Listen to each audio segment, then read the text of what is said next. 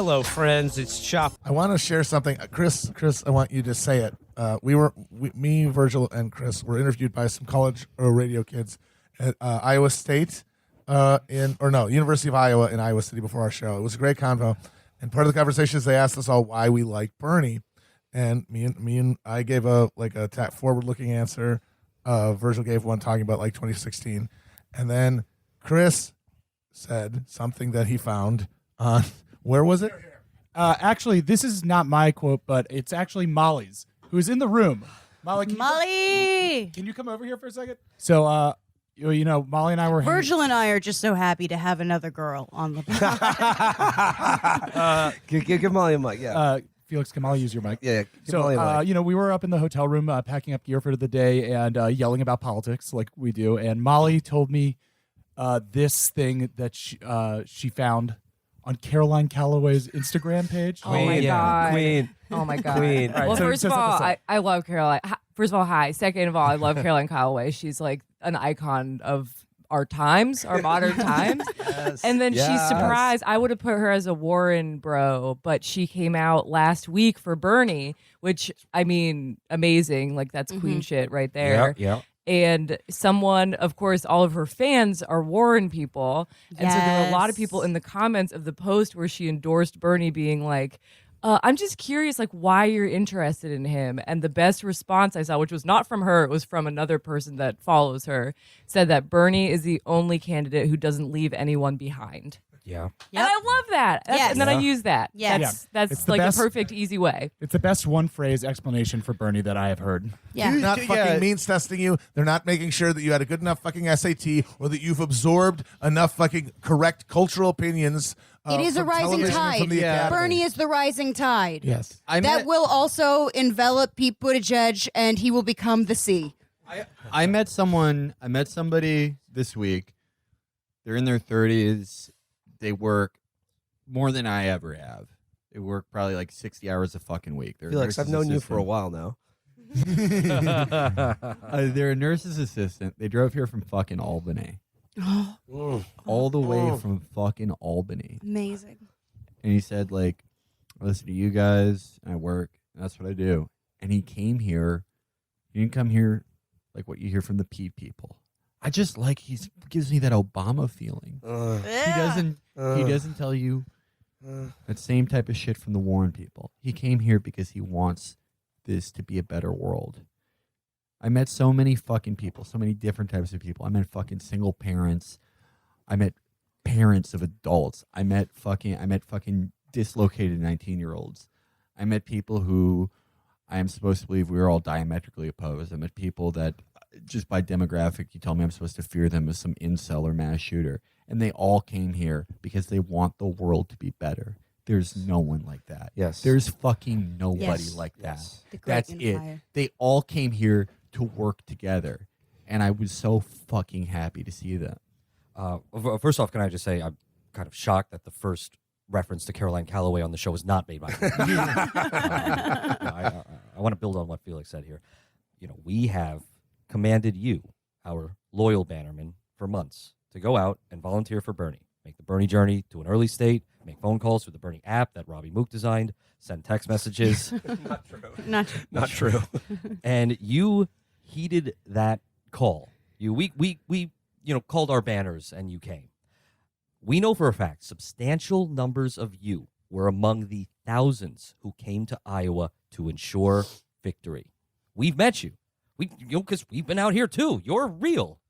And after this, honestly, pathetic attempt at a rat fuck, we know you are more dedicated than ever to ensure that Bernie will continue to win. Yep. Before Iowa, you were our bannerman. After Iowa, you are our blood riders. Watch another show. Yeah. This goes on. Hang on. This goes on. Okay. Now, Bernie didn't win, though Bernie won. You won.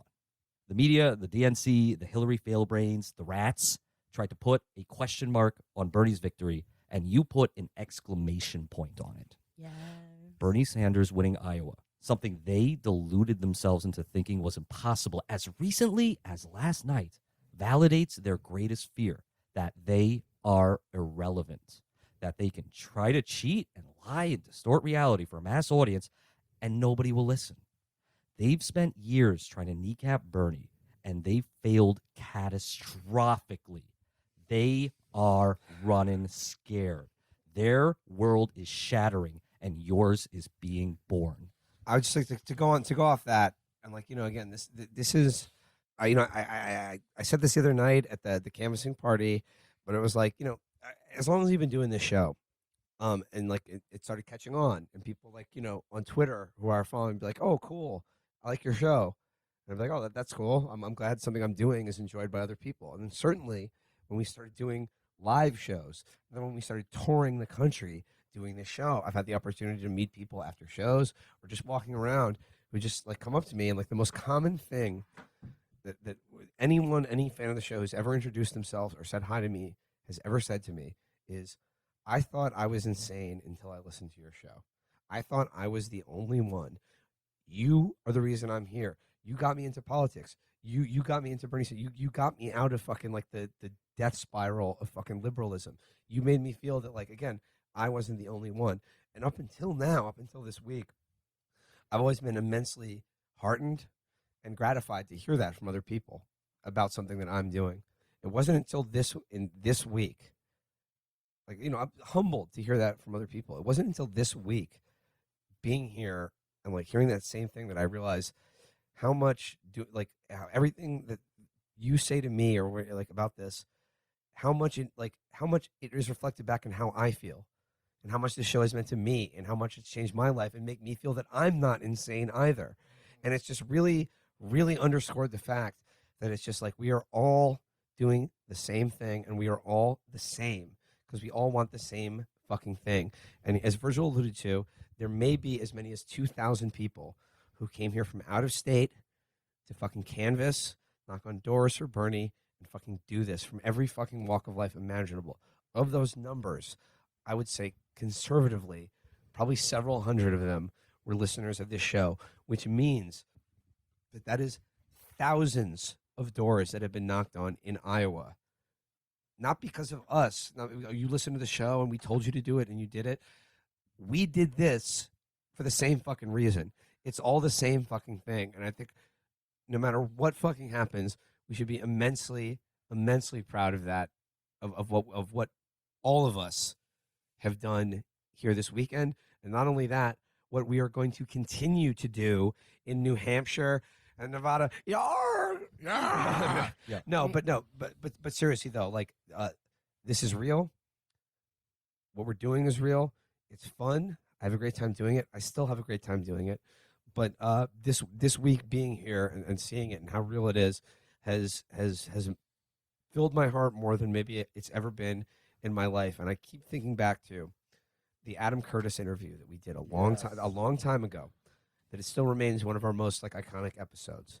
And I have ever since then been very haunted by a thing he said at the very end of that episode, which is that you talk about like change or revolution or like changing the status quo or like getting out of this trap, this hyper-normalized world of spectacle and illusion that we all live in, and then confronting the fact that there are people outside of that spectacle or illusion who have nothing to lose. And they're the ones who look like they may be winning because they have nothing to lose. The question he asked at the end of that episode is, do you really want what you claim to want? Do you really want change? Because if you do, then there's a huge risk involved to yourself. And what I've finally resolved or come around, like in my own head, I was always haunted by that question because in my own heart of hearts, I didn't have an answer for it. It has been answered this weekend, this week in Iowa, and last night. It has been answered for me. And the answer is, we want it. Not me, though. I was always aware I was willing to detonate the vest. No, but this is literally, but I'm going to take just a moment. But does anyone remember the old Tea Party movement? So I joined DSA in Indiana. You had those little hats with the I like the hats. But I remember it was associated with also a big austerity movement for a town in southern Indiana that I lived in that was a college town, but I did not go to college there. I had married a townie at age 23, and we both worked food service, which is hell because there's nothing shittier than serving students in an expensive college town when you're not a student.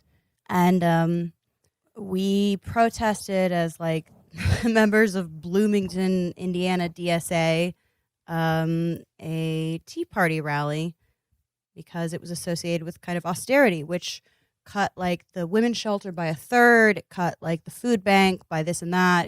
It was a huge fucking deal. And there's one picture of me online that people tend to find, and I have Doritos in my mouth because I'm extremely you can find it. I'm wearing like a micro mini dress, and I have Doritos Don't in my tell mouth. our fans this, Amber. No, they will find it. They've already found it. I have a full mouth of Doritos. But I remember walking around, and I remember seeing guys who were fully packed. And this sounds super dramatic, but like, you know, it's Indiana. People are carrying guns, big guns, lots of them. And they were holding signs that said better dead than red. And we had signs that said we were socialists. And I had this weird self-congratulatory melodramatic moment where I was like, oh shit, they want to kill me. And not in like a, you know, they're just Proud Boys, they like wearing the same shirt kind of way, but like they had guns that they were walking around with. And these were like rural militia people. They're serious. And, you know, the militia movement is still so much more dangerous than like these kind of nerdy alt-right online right-wingers. And I thought for a second, I was like, well, but do I want to like put my life at risk for this? And I thought about it for like a good like 30 seconds in an overly warm Southern Indiana swampy day. And I thought, yep, I would, this is worth it. And once you get that out of the way, you just keep going. And it doesn't matter if you fail, because you know you're going to fail more than you lose, because we're fighting something much bigger than us. We are going to fail more frequently than we lose. And whenever anyone asks me, what are Bernie's chances? I'm like, well, it's a small window, but it's the biggest small window we have ever had in our fucking lifetime. And it's getting bigger and bigger by the day. And I'm not even going to get shot for it. So fuck it. I'm just going to keep going. This is nothing like it was being